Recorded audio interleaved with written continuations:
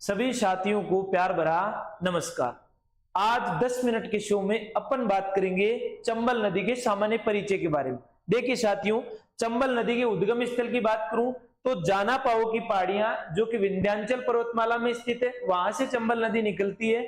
आपसे स्थान पूछे तो स्थान महू है, जिला आपके इंदौर है, राज्य कौन सा है? मध्य प्रदेश। यहां से चंबल नदी का उद्गम होता है। चंबल नदी मध्य प्रदेश से उद्गमित होती है, उसके बाद राजस्थान में प्रवेश करती है और राजस्थान में सबसे पहले जिला है चित्तौड़गढ़, उसके बाद बूंदी, बूंदी के बाद कोटा, फिर सवाई माधोपुर, करौली और धौलपुर।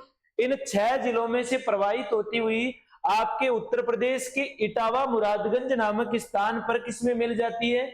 यमुना में मिल जाती है। तो चंबल नदी यमुना की क्या है? सहायक नदी है। आप देखो, चित्तौड़गढ़ जिले में प्रवेश करती है, तो चित्तौड़गढ़ में कौन से स्थान पर सबसे पहले राजस्थान में प्रवेश करती है? तो वो स्थान हो जाएगा आपका चौरासीगढ़ नामक स्थान। चंबल नदी चौरासीगढ़ नामक स्थान से राजस्थान में प्रवेश करती है।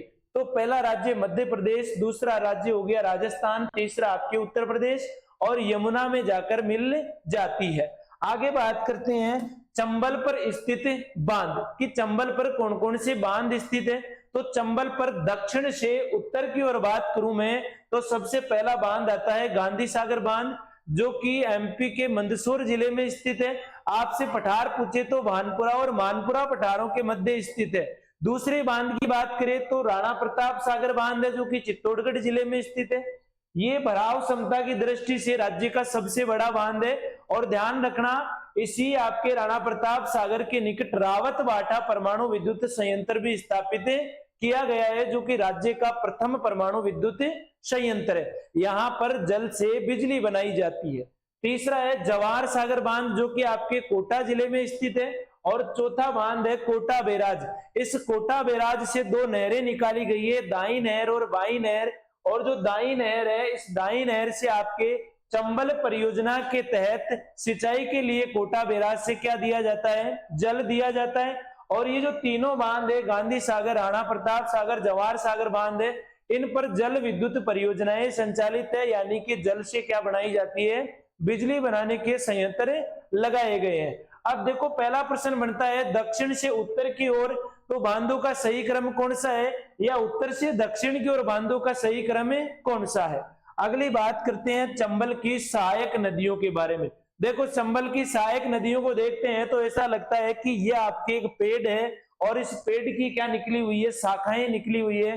तो चंबल कैसा तंत्र बनाती है? वृक्षाकार अपवाह तंत्र बनाती है। चंबल नदी पेड़ है और ये इसकी क्या है? शाखाएं निकली हुई है। सबसे पहले देखो, चंबल की बात करते हैं दाईं ओर की नदियां। दाईं ओर की सहायक नदियों में सबसे पहले नदी है काली सिंध। काली सिंध नदी बागली क्षेत्र की पहाड़ियां, जो कि मध्य प्रदेश के देवास जिले के निकट स्थित है, वहां से निकलती है काली सिंध। और काली सिंध झालावाड़ के रायपुर नामक स्थान से राजस्थान में प्रवेश करती है और कोटा के नोनेरा नामक स्थान पर चंबल में मिल जाती है। तो पहली सहायक नदी काली सिंध है। फिर काली सिंध की सहायक नदी है आहू।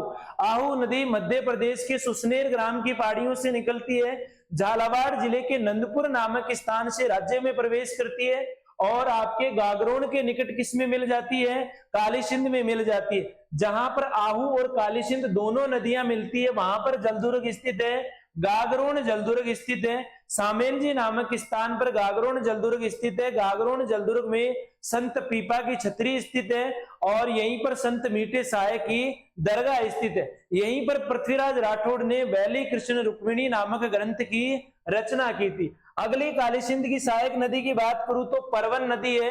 परवन नदी मध्य प्रदेश में घोड़ा पचाड़ और अजनार 2 नदियों की संयुक्त धारा से उत्पन्न होती है। परवन नदी खड़ीबोर नामक स्थान, जो कि झालावाड़ जिले में है, वहां से राजस्थान में प्रवेश करती है और किसमें मिल जाती है? काली सिंध में मिल जाती है। आगे देखो, काली सिंध की एक सहायक नदी है चंद्रभागा नदी। चंद्रभागा नदी के किनारे आपके झालावाड़ जिले के झालरा पाटन में चंद्रभागा पशु मेला आयोजित होता है। परवन की एक सहायक नदी है कालिको है नदी, और कालिको है और परवन नदियां जहां मिलती है वहां पर फिर एक जलदुर्ग स्थित है। कौन सा? मनोहर थाना जलदुर्ग। इसी परवन नदी के किनारे 12 जिले में शेरगढ़ अभ्यारण्य स्थित है, जिसको सांपों की शरण स्थली कहा जाता है। और यहीं पर परवन नदी के किनारे एक दुर्ग स्थित है, शेरगढ़ दुर्ग, जो कि कोसवर्धन नामक पहाड़ी पर स्थित होने के कारण एक अन्य नाम से जाना जाता है, कोसवर्धन दुर्ग के नाम से। वो भी कौन सी नदी के किनारे स्थित है? परवन नदी के किनारे स्थित है। आगे जो नदी है पार्वती नदी है। पार्वती नदी मध्य प्रदेश के सीहोर नामक स्थान से निकलती है और 12 जिले के करियाट नामक स्थान से राज्य में प्रवेश कर किस में मिल जाती है? चंबल नदी में मिल जाती है। अंतिम जो दाईं ओर से सहायक नदी है वो सीप नदी है। सीप नदी मध्य प्रदेश के पनवाड़ा गांव की पहाड़ियों से निकलती है और आपके किस में मिल जाती है? चंबल में मिल जाती है। ये थी चंबल की दाईं ओर की सहायक नदियां। अब बाईं ओर की सहायक नदियों की बात करते हैं तो सबसे पहले नदी है बामनी, जिसको वापनी नदी भी कहा जाता है।